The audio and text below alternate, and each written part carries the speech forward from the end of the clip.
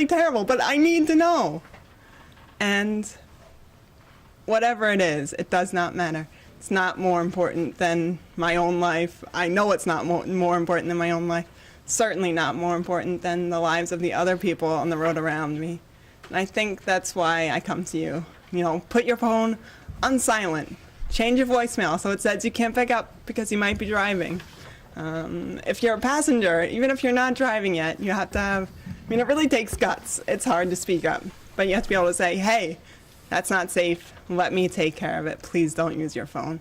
And it's all those things coming together with the awesome laws of New York State that are really going to make this change in our culture.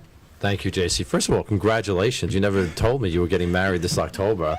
I mean, I saw a lot of smiles on the faces of these students that are here, and we're delighted for you. But your message is so critically important, and that's why we're here. Kristen, pretty powerful, huh? Of what, it's not a story, it's not made up. This is her life, and this is what she's living. She lost her parents. She survived. She doesn't know how she survived. We're glad you survived. It's frightening, isn't it? It's scary, too, because, I mean, we're always told don't text and drive, but now you realize that it's not only texting. It can be talking on the phone, or it can be changing music. It can be anything, and you can risk your own life and someone else's life just by doing something. So it's scary. You know, and you said something before that kids, the youth of today, never think that anything's going to happen to them, but it's just the opposite. Trooper, let me ask you a question. When I look at the statistics of a startling statistic that at any given moment, nationwide, any given second, any given moment, more than 100,000 drivers are texting. In New York State alone, in 2012, there were issued over 215,000 tickets for cell phone violations and more than 30,000 for texting. You know, as a lawmaker, I always question myself, are the laws working? And I'll throw that back to you. Sure, I think, like JC said, our laws are some of the toughest in the nation. It's just education, enforcement, it's all hand in hand. We can only tell someone that this is unsafe and not to do it, but people will still do it. These are the people we caught, the hundreds of thousands that the senator just said. Think of the people we're not catching, the people slipping by, the people doing things that are unsafe, that it's an epidemic.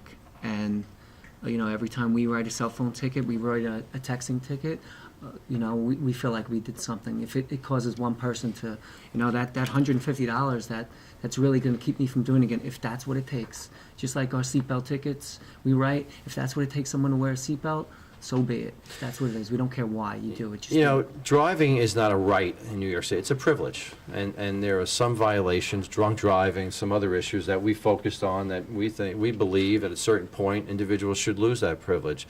Christian, I'll go back to you.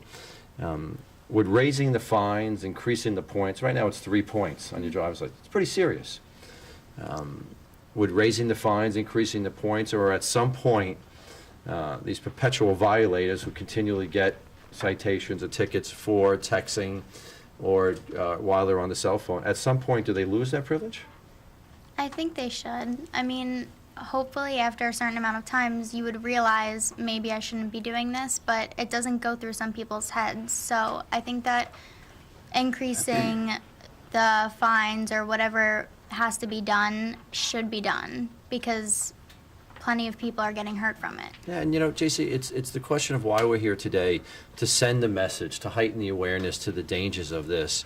You know, research and some research reports have now shown that texting while driving is as dangerous, or if not dangerous, than drunk driving. You agree?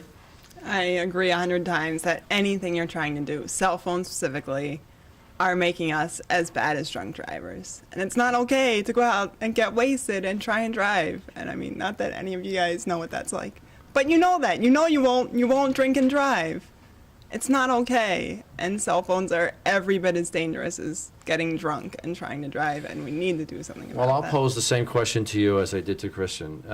As you know, it's a privilege. It's not a given right to have a driver's license here in New York State. At some point, do these individuals that constantly break the laws with texting and driving, do they lose that privilege? I think without question these people should be losing that privilege, because repeat offenders are the people who are taking lives.